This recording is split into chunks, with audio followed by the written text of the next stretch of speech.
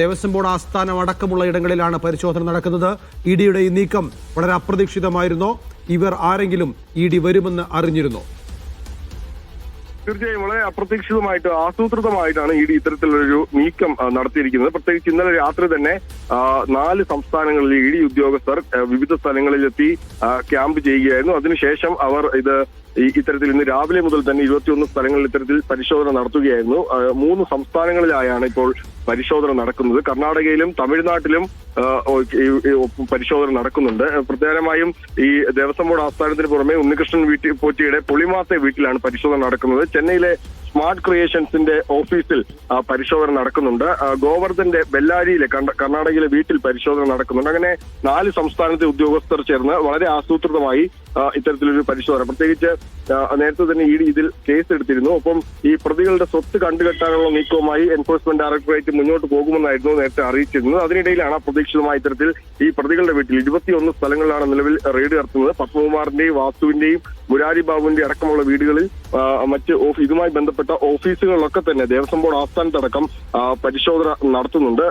ഇതിൽ പ്രധാനമായും കള്ളപ്പണം വെളുപ്പിക്കൽ, ഈ തട്ടിയെടുത്ത പണം ഏതൊക്കെ രീതിയിലാണ് ഉപയോഗിച്ചിട്ടുള്ളത്, PMLA നിയമത്തിന്റെ കീഴിൽ വരുന്ന ഏതൊക്കെ കുറ്റകൃത്യങ്ങളാണ് ചെയ്തിട്ടുള്ളത് തുടങ്ങിയ കാര്യങ്ങളാണ് SIT അന്വേഷിക്കുന്നത്. ഇതിൽ ക്രിമിനൽ കുറ്റമാണെങ്കിൽ കള്ളപ്പണ നിയമവുമായി ബന്ധപ്പെട്ട കുറ്റകൃത്യങ്ങളാണ് എൻഫോഴ്സ്മെന്റ് ഡയറക്ടറേറ്റ് ഇതിൽ അന്വേഷിക്കുന്നത്. അതിന്റെ ഭാഗമായി നേരത്തെ തന്നെ എൻഫോഴ്സ്മെന്റ് ഡയറക്ടറേറ്റ് കേസെടുക്കുകയും ഇതുമായി ബന്ധപ്പെട്ട രേഖകളും മൊഴികളും എല്ലാം തന്നെ കോടതി വശം ഇ ഡിക്ക് ലഭിക്കുകയും ചെയ്തിരുന്നു. അതിനുശേഷം ഇതിൽ കൃത്യമായൊരു പഠനം നടത്തിയ ശേഷമാണ് എൻഫോഴ്സ്മെന്റ് ഡയറക്ടറേറ്റ് പ്രതികളുടെ സ്വത്ത് കണ്ടുകെട്ടുന്നതിന്റെ നീക്കത്തിലേക്ക് നടന്നത്. അതിനിടയ്ക്കാണ് പ്രതികൾ തമ്മിൽ കള്ളപ്പണ ഇടപാട് നടന്നിട്ടുണ്ട് എന്ന് തന്നെയല്ലേ ഒരു പ്രാഥമിക വിലയിരുത്തൽ?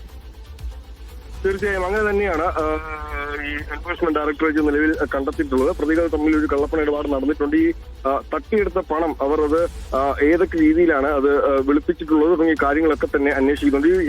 ഇതുമായി ബന്ധപ്പെട്ട് തുടക്കം മുതൽ തന്നെ നടന്ന പണമിടപാടുകളാണ് പ്രധാനമായും എൻഫോഴ്സ്മെന്റ് ഡയറക്ടറേറ്റ് അന്വേഷിക്കുന്നത്. PMLA നിയമത്തിന്റെ കീഴിൽ വരുന്ന എല്ലാ സാധ്യതകളും നിലവിൽ എൻഫോഴ്സ്മെന്റ് ഡയറക്ടറേറ്റ് പരിഗണിക്കുന്നുണ്ട്. അതുമായി ബന്ധപ്പെട്ട അന്വേഷണങ്ങളാണ് നടത്തുന്നത്. ഇതിൽ ഈ പ്രതികളുടെ സ്വത്ത് കണ്ടുകെട്ടുന്ന നടപടികളിലേക്ക് കടക്കാനായിരുന്നു ഇ ഡി ആദ്യം ആലോചിച്ചിരുന്നത്. അതിനുശേഷമാണ് ഇത്തരത്തിൽ ഡൽഹിയിലെ ഓഫീസുമായി കൂടി ആലോചിച്ച് ഇ ഡിയുടെ ഉന്നത ഉദ്യോഗസ്ഥരുമായി കൂടി ആലോചിച്ച ശേഷം പ്രതികളുടെ വീട്ടിൽ പ്രതികളുടെയും ഒപ്പം തന്നെ ഈ കേസുമായി ബന്ധപ്പെട്ട് മറ്റ് സ്ഥാപനങ്ങളിലും എല്ലായിടത്തും ഒരേ സമയം തന്നെ റെയ്ഡ് നടത്താനുള്ള ഒരു തീരുമാനത്തിലേക്ക് എൻഫോഴ്സ്മെന്റ് ഡയറക്ടറേറ്റ് എത്തിയത്. അതനുസരിച്ച് ഇന്നലെ രാത്രിയോട് തന്നെ ഈ വിവിധ സംസ്ഥാനങ്ങളിൽ നിന്നുള്ള ഈ എൻഫോഴ്സ്മെന്റ് ഡയറക്ടറേറ്റ് ഉദ്യോഗസ്ഥർ കൊച്ചിയിലേക്ക് എത്തുകയായിരുന്നു. അതിനുശേഷം കൊച്ചിയിൽ നിന്നാണ് ഇവർ തിരുവനന്തപുരം അടക്കമുള്ള സ്ഥലങ്ങളിലേക്ക് പോയത്. 21 ഇടങ്ങളിൽ ഇ ഡി വ്യാപകമായ റെയ്ഡ് നടത്തുകയാണ്. ശബരിമല സ്വർണ്ണക്കൊള്ളയുമായി ബന്ധപ്പെട്ട് ഏതൊക്കെ മേഖലകളുണ്ടോ, ഏതൊക്കെ വീടുകളുണ്ടോ, ഏതൊക്കെ ഓഫീസുകളുണ്ടോ അവിടങ്ങളിലെല്ലാം പരിശോധന നടത്തുകയാണ് ഇ ഡി. 4 സംസ്ഥാനങ്ങളിൽ നിന്നുള്ള ഉദ്യോഗസ്ഥർ കമ്പൈൻഡ് ആയിട്ടുള്ള ഒരു ഓപ്പറേഷനാണ് ഇപ്പോൾ നടന്നുകൊണ്ടിരിക്കുന്നത്.